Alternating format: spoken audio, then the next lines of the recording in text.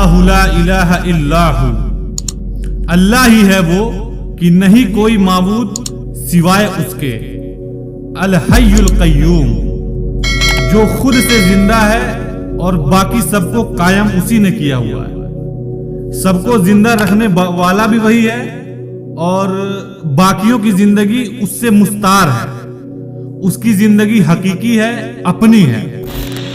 لا تأخذہ سینۃ ولا نوم، اور اس کی زندگی اتنی کامل ہے کہ نہ ہی اسے اونگ آتی ہے اور نہ ہی نیند آتی ہے۔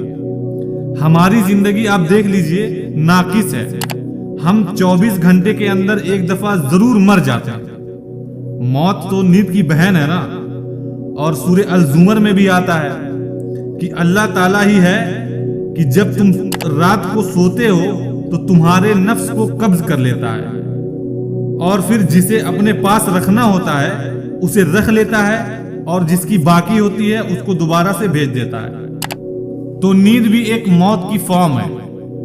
ہماری جو زندگی ہے وہ ناقص ہے، ہم ڈیپینڈنٹ ہیں اللہ کے اوپر، اس وجہ سے کہ جب چاہے وہ سانس روک لے، اور اس وجہ سے بھی کہ ہم 24 گھنٹے میں ہمیں ایک دفعہ ضرور سونا پڑتا ہے۔ لہو ما فی السماوات و ما فی الارض، اسی کے لیے ہے زمین اور آسمان کی بادشاہی۔ من ذا الذی یشفع عندہ الا باذنہ، کس کی ضرورت ہے جو اللہ کے سامنے کسی کی سفارش کروا دے سوائے اس کے اجازت کی؟ ظاہر ہے کسی کی ضرورت نہیں ہے۔ دنیا میں سفارش یہ ہوتی ہے کہ کسی شریف آدمی کو پولیس پکڑ کے لے کے چلی گئی ہوتی ہے، پھر وہاں پہ کوئی محلے کا بڑا آدمی جا کے سفارش کرتا ہے کہ سر آپ کو غلط فہمی ہوئی ہے، یہ بندہ ویسا نہیں ہے، یہ شریف آدمی ہے، میں اس کو پہلے سے جانتا ہوں، یہ بڑا شریف آدمی ہے۔ اب اللہ تعالیٰ کے سامنے کون یہ کہہ سکتا ہے کہ یا اللہ آپ کو غلط فہمی ہوئی ہے، آپ نے غلط بندہ اٹھا لیا؟ ظاہر ہے ایسا تو کوئی نہیں کہہ سکتا نا۔ اسی لیے اللہ تعالیٰ نے کہا ہے کہ کس کی ضرورت ہے جو مجھ سے کہے کسی کی سفارش کے لیے۔ یعلم ما بین ایدیہم وما خلفہم، وہ جانتا ہے جو ان سے پہلے ہو چکا ہے اور جو ان کے بعد ہوگا۔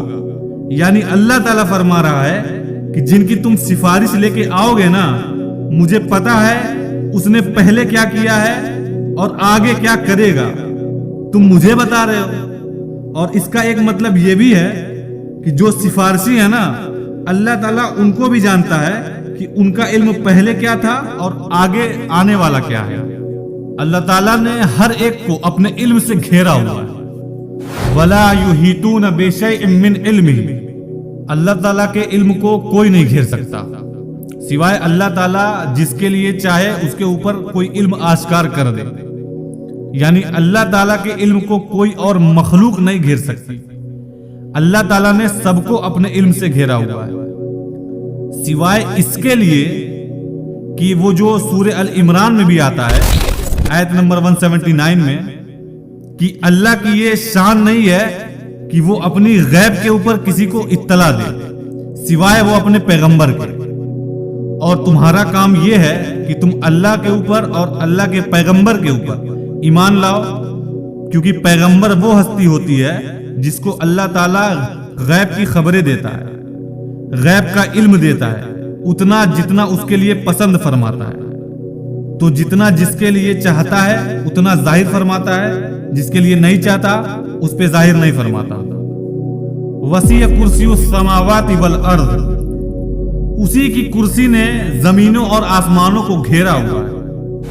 ولا یحود حفظہما، اور اللہ کو زمین اور آسمانوں کی حفاظت کرنا کوئی مشکل نہیں ہے، کوئی وہ تھکا نہیں دیتی ہے وہ چیز۔